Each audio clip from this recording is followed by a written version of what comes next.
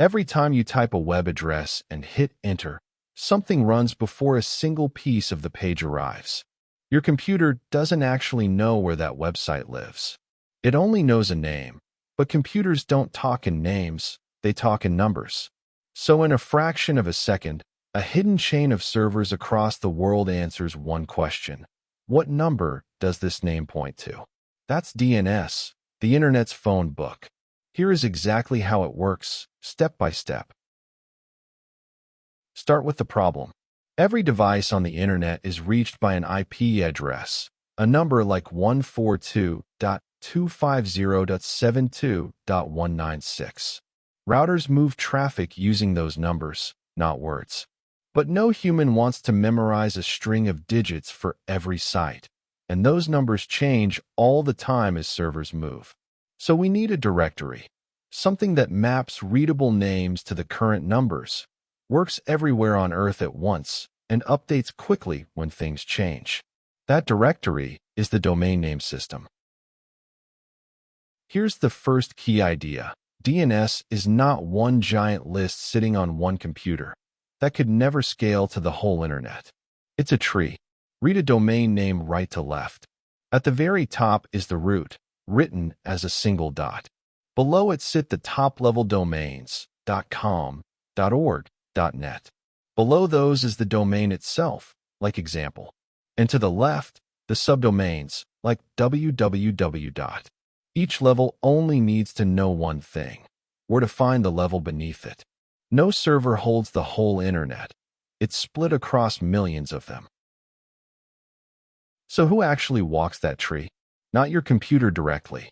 Your computer asks a resolver, usually run by your Internet provider, or a public one like 1.1.1.1 or 8.8.8.8. The resolver does the hunting for you. First, it asks a root server, where are the .com servers? The root replies with a referral. Then it asks the .com servers, where is example.com? They point it to that domain's own authoritative name server, the server that holds the real answer. Finally, the authoritative server returns the IP address. 3 or 4 quick questions, and the resolver has the number. Now, if every lookup walked that whole tree, the Internet would crawl. So nothing does the full walk twice if it can help it. Every answer comes stamped with a TTL, a time to live. The resolver caches it, your operating system caches it, even your browser caches it. The next time you visit, the IP comes back instantly from cache, no global hunt at all. The TTL is the trade-off. A short one means changes spread fast, but more lookups. A long one means less traffic, but updates take longer to take effect.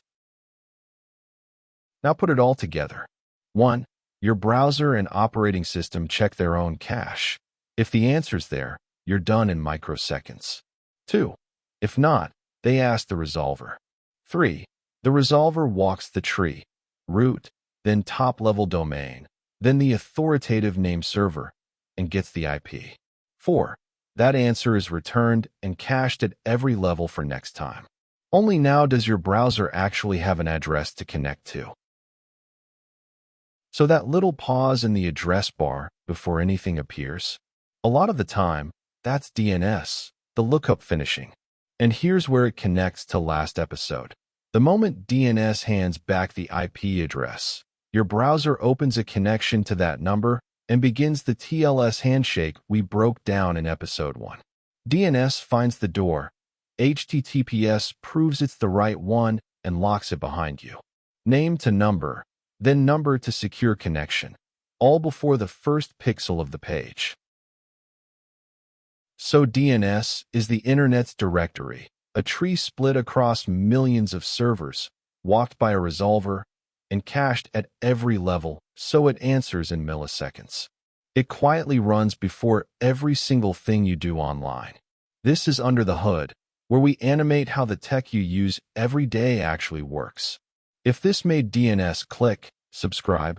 There's a new one every week. What should I break down next? Tell me in the comments.